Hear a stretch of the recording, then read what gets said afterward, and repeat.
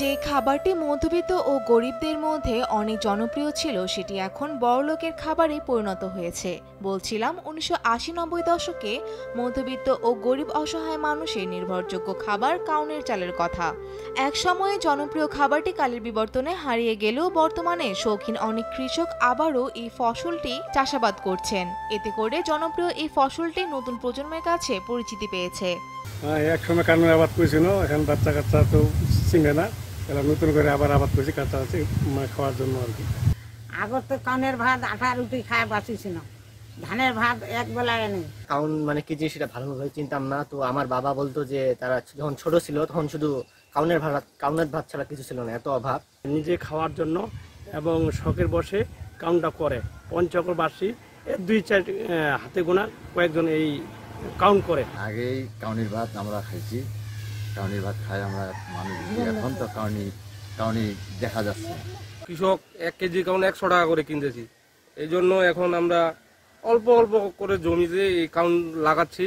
সময়ের সাথে পাল্লা দিতে বিজ্ঞানীরা কৃষিতে উদ্ভাবনী ধানের বীজ উদ্ভাবন করেন। এই বীজ আসায় ধানের ফলনও হয় ভালো। দিন দিন কেটে যায় মানুষের অভাব। সেই কারণে মানুষ কাউনের চাষাবাদ ছেড়ে দিয়ে ঝুঁকে ধান সহ অন্যান্য আবাদে। তবে সম্প্রতি আবারও পঞ্চগড়ে কিছু শৌখিন কৃষক এই ফসলটি চাষ করছে। কাউন একটি উচ্চ শর্করা সমৃদ্ধ খাবার, এছাড়া এতে প্রচুর পরিমাণে ফাইবার এবং বিভিন্ন মিনারেল বিদ্যমান। তো আমরা যদি কম্পেয়ার করি যে আমরা সাধারণত যে শর্করা খাই, যে সাদা চাল বা সাদা আটা, এর তুলনায় কাউনের গ্লাইসেমিক ইন্ডেক্স অনেক কম, মানে এটি ব্লাডের সুগার লেভেল ধীরে ধীরে কমায়, যার ফলে ডায়াবেটিস রোগীদের জন্য এটা একটা ভালো খাবার হতে পারে।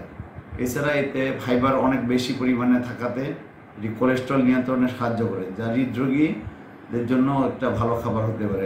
আমরা যে শর্করা খাই, যেমন ভাত, সাদা আটার রুটি, এর থেকে কাউন রোগ প্রতিরোধ ক্ষমতা বৃদ্ধি করে বলে জানান বিশেষজ্ঞরা।